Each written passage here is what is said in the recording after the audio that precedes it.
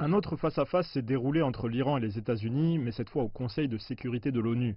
Washington a subi un revers vendredi lorsque le Conseil a rejeté la proposition américaine de prolonger l'embargo sur les armes pour l'Iran.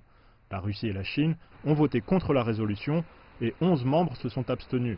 La République dominicaine était le seul pays à soutenir les États-Unis.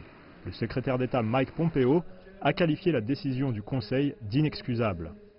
Nous ne pouvons pas permettre au plus grand sponsor d'État du terrorisme au monde d'acheter et de vendre des armes, c'est fou.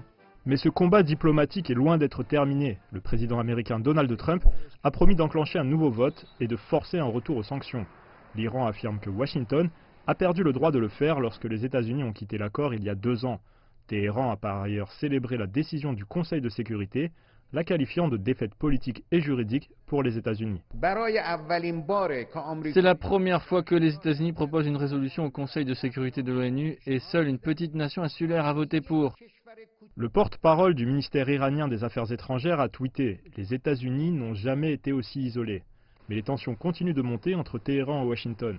La Maison-Blanche a annoncé vendredi avoir confisqué plus d'1 million de barils de pétrole à bord de navires iraniens, se dirigeant vers le Venezuela, un autre pays sous embargo américain. Nous avons 4 pétroliers, nous les acheminons vers Houston.